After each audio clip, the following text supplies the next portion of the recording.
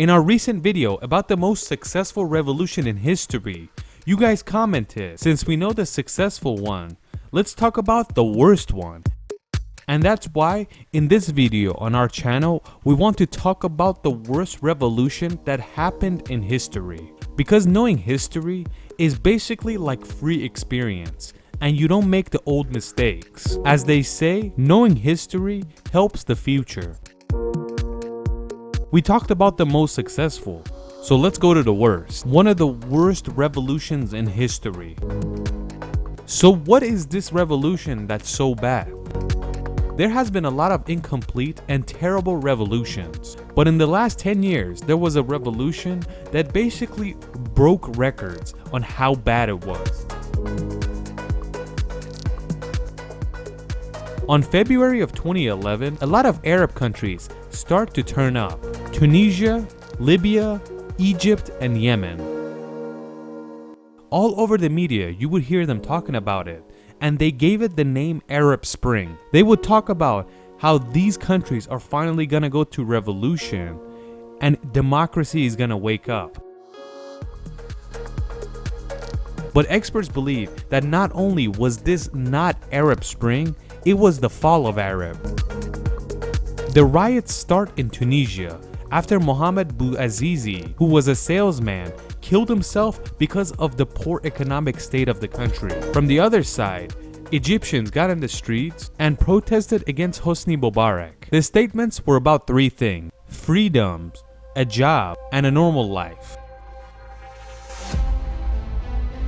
Tunisia, there's a riot, and there's a lot of protests in Egypt. In between these countries, there's a big country named Libya, and there's an authoritarian leader by the name of Muammar Gaddafi. Even though Libya is a huge country in Africa, but the population is very low, and that's about 6 million people. This country at that time had the highest quality of life in Africa and the highest education in Africa. A very rich country, and the population was well off.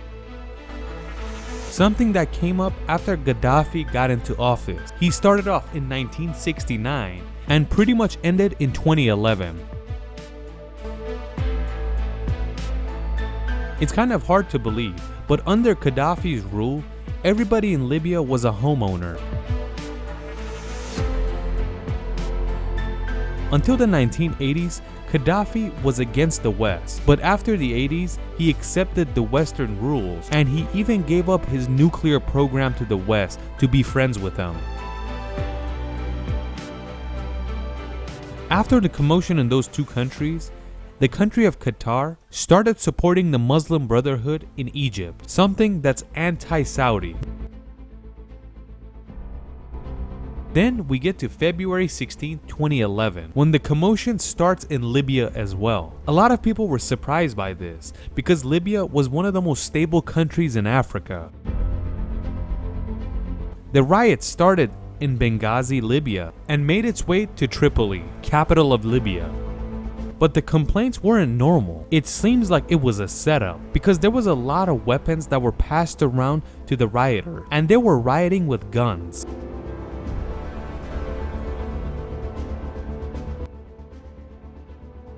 It got weird when the United Kingdom and France started supporting these guys. At that time, Nicolas Sarkozy was the president of France. He had an advisor by the name of Bernard Henry Levy. Bernard Levy tells him, if we finish off Gaddafi, we could have access to unlimited energy. Western media got their hands together and show Gaddafi like he's the worst person on earth. And after this, we could say Qatar became Gaddafi's worst enemy. And Qatar media was showing Gaddafi bombing his own people. Then they would say not only does he bomb his own people, but his soldiers go into people's houses and rape women and children. These reports were never actually proven, and it seems like they were all faked, and the footage that they would show were not real and accurate. All this commotion makes Gaddafi move towards Benghazi so he can control all this. But the Emirates, NATO, and Qatar started bombing the air bases of Libya. The air bases that Gaddafi really needed. Experts believe that the reason the UAE did this is that they wanted a better relationship with France, and Qatar and NATO were looking for the oil Libya had to offer, and they needed access to it in the Mediterranean Sea. At that time, Hillary Clinton was the foreign minister of the US, and as you know, her emails were hacked and they were leaked all over. By these emails, you could tell that the Westerners needed their oil, especially France. If you search online, you see the leaked emails Hillary Clinton had sent, and even if you look at the subjects, they have Libya and oil involved. Gaddafi kind of realizes what the Westerners are doing, and he completely shuts off communication to them. And he even says, "I'm not gonna sell you any oil or gas." When he said this, oil and gas prices rise by 30%. At this time, Libération, a French newspaper, says this: the secret agreement between the CNT and France. And they said, if you can get rid of Gaddafi and you give us 30% of Libya's oil, we will support you in return, and you can keep the 65%. Vice News says the reason West was so against Gaddafi was African francs, which was a France-based currency, was used in a lot of African countries. But Gaddafi wanted to make a currency that would be used all over Africa. This was something he could easily do because he had an insane amount of gold and silver, and with that you could create a very powerful currency, and that would kick out the African francs.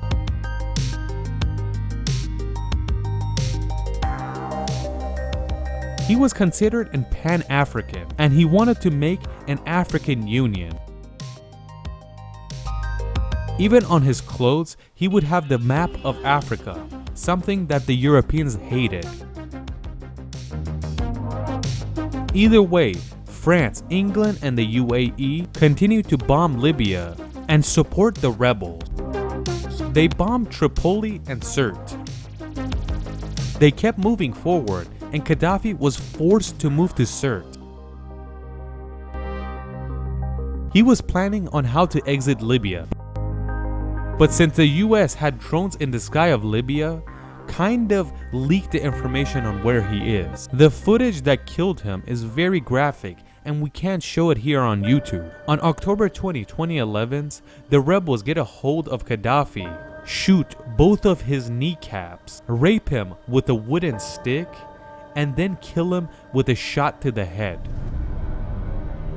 I don't know why people were so against this guy at that time.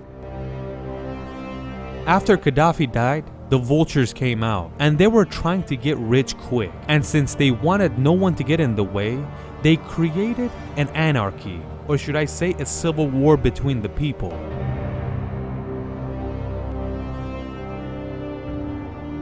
In this situation, the population gets very polarized. One group says we made a mistake and we ruined everything. The other half say we didn't do anything, we just made the place better. But the anarchy caused anyone that had a little bit of power and weapons to create their own army.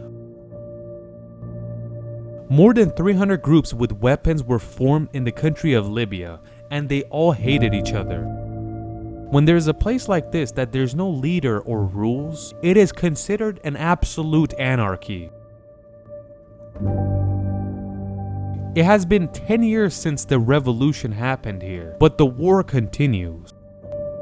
This group and that group, this one and that one. But what's interesting that around the oil refinery, it's completely safe and they're doing their job. But a few kilometers that way, it seems like there's a war that's never going to end. And that means everybody's against everybody. One of the powerful people in Libya currently is General Haftar, and he has the eastern side in his hands. And al-Siraj has the west side of Libya. Don't think that there's peace in the country because of these guys, because you could find ISIS and Al-Qaeda all over this place. Libya has the most oil in an African country. They would pull out 1.5 million barrels of oil each day, and it was 96% of the money they would generate in the country. Right now, it's not clear where the oil is going or who's getting the money. It's still considered a half anarchy, and there's no real leader. Gaddafi was an authoritarian, but he did good for his country. Any level of education was free for all, and that's why it had the highest level of education in Africa. Health insurance was completely free. You could say under Gaddafi's rule, there were no poor people. And it's interesting, since this was an Islamic country, it had the highest equality between men and women in an Islamic country, and you would find women in all types of professions. So 6 million people are living in somewhat peaceful land, but there is a revolution. You could say Libyan people do not want to answer one question, and that's, why did you cause this revolution? Knowing history is extremely important because it allows you to not make the same mistake as the past. If the Libyans knew the history about the Iranian Revolution, maybe they wouldn't have done this. What do you guys think? The sources of this video were from different articles all over the internet. These are the links to those websites, and I will put them in the description if you want to take a look.